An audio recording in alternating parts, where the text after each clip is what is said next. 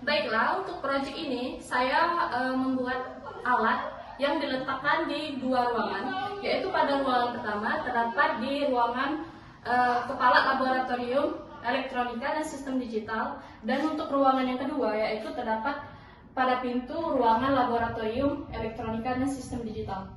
Baiklah, dapat kita lihat pada pintu ini terdapat sebuah kotak hitam yang terletak di bagian luar pintu ruangan dan di bagian dalam pintu ruangan. Pada bagian luar pintu ruangan, di dalam kotak hitam ini terdapat sebuah RFID reader yang merupakan komponen yang berfungsi untuk mengirim data, dan yang dimana proses selanjutnya akan dilakukan identifikasi. Yang kedua, terdapat komponen buzzer yang berfungsi sebagai untuk mengubah getaran listrik menjadi suara, dan yang ketiga, terdapat LCD atau Liquid Crystal Display 1602 yang berfungsi untuk sebagai penampil utama, yang juga terdapat I2C atau Integrated Circuit yang merupakan standar komunikasi dua arah yang didesain khusus untuk mengirim dan menyimpan suatu data. Seperti yang dapat kita lihat, di sini terdapat satu buah kotak hitam yang dimana di dalamnya terdapat satu buah node MCU SP8266, satu modul relay satu channel, dan satu jack adaptor. Di sini juga terdapat solenoid door lock, terdapat juga push button dan adaptor AC/DC 12 volt.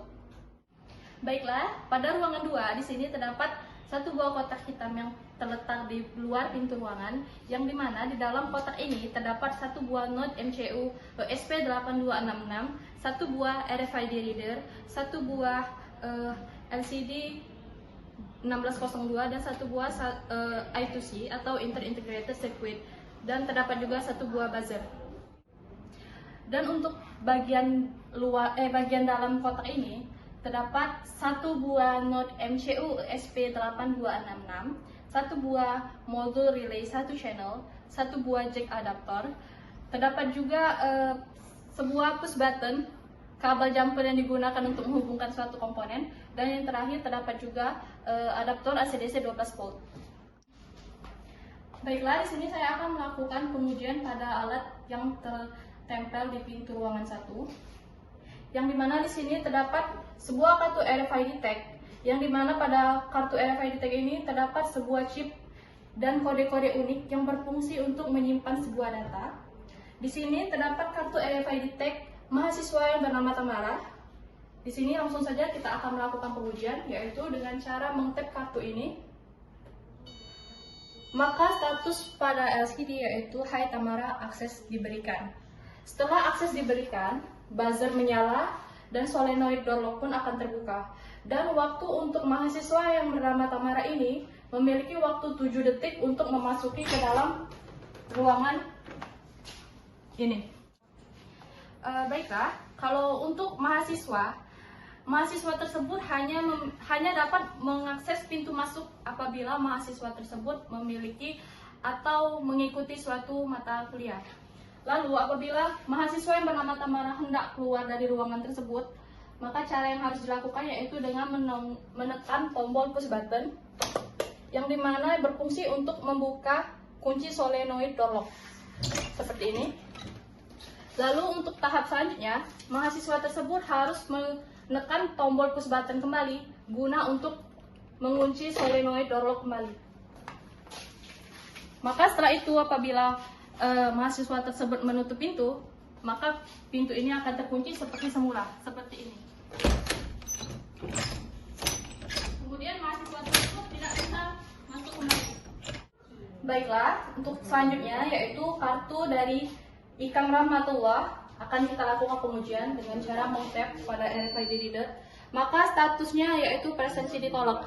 Mengapa? Karena mahasiswa yang bernama Ikang Rahmatullah ini tidak terdaftar sebagai mahasiswa dari teknik komputer maupun kelas A ataupun kelas B. Maka dari itu statusnya yaitu presensi ditolak. Baiklah, selanjutnya saya akan melakukan pengujian untuk kartu RFID dari dosen, yaitu dengan cara mengtap kartu tersebut. Maka keterangan di LCD yaitu selamat datang, akses diberikan. Untuk dosen tersebut, beliau memiliki akses masuk, yaitu selama 24 jam non-stop. Begitupun juga apabila hendak keluar dari ruangan, prosedurnya sama, yaitu harus menekan tombol push button. Dan untuk kartu RFID yang terakhir, yaitu kartu RFID yang dimiliki oleh OB, maka kita akan melihat seperti ini. Lalu kemudian keterangan pada SD, yaitu selamat datang, akses diberikan. Sama halnya seperti dosen, untuk OB ini beliau memiliki akses yang sama, yaitu akses 24 jam diberikan untuk memasuki ruangan tersebut. Baiklah, untuk pengambilan data pada ruangan 2, yaitu sama halnya dengan prosedur yang dilakukan pada ruangan 1. Baiklah, setelah dilakukan pengujian pada ruangan 1 dan ruangan 2, maka data-data dari kedua ruangan tersebut akan dikirim dan disimpan oleh website Presensi. Baiklah, di sini saya akan menjelaskan website Presensi yang telah saya kerjakan. Pertama-tama, di dalam website Presensi saya ini terdapat 3 aktor. Salah satunya ialah admin, ialah berperan sebagai menginput, mengelola data presensi mahasiswa, serta dapat juga memonitor presensi mahasiswa. Kemudian ada dosen berperan untuk memonitor data presensi mahasiswa, dan yang ketiga ialah mahasiswa itu sebagai aktor utama untuk mendapatkan data presensi mahasiswa. Kemudian saya akan menjelaskan di bagian dashboard milik jurusan admin. Di sini terdapat beberapa menu. Ini ada menu mahasiswa, ada menu jurusan, menu kelas, menu dosen, menu mata kuliah, menu jadwal mata kuliah, serta menu presensi. Di menu mahasiswa ini terdapat fitur tambah mahasiswa, yang berarti jurusan admin dapat menambahkan mahasiswa seperti nama, NIM, tag ID, beserta jurusan dan kelas. Kemudian di sini jurusan bisa menambah fitur, ditambahkan jurusan di bagian sini. Kemudian di kelas ada tambah fitur hampir sama saja seperti di menu mahasiswa dan jurusan. Di sini ada kemudian ini ada dashboard untuk dosen, di mana dosen ini berperan untuk memonitor presensi mahasiswa yang telah melakukan presensi di ruang 1. Ini terdapat fitur untuk melihat mata kuliah serta SKS-nya dan juga waktu perkuliahan. Ini adalah fitur perintah untuk melihat tanggal, bulan, dan tahun yang mahasiswa telah melakukan presensi. Kemudian ini ialah fitur untuk menunjukkan hasil presensi mahasiswa. Bisa saya klik. Ini tanggal 12 bulan Agustus 2022 sudah saya lakukan presensi. Saat difilter maka muncul data mahasiswa seperti di layar ini. Terdapat 15 mahasiswa. Kemudian di sini ada warna hijau ya. Kemudian di sini ada rekap presensi untuk menunjukkan rekap presensi. Jadi ini adalah dashboard dosen, di mana dosen hanya bisa melihat data presensi yang telah dilakukan mahasiswa. Di sini untuk menunjukkan mata kuliah.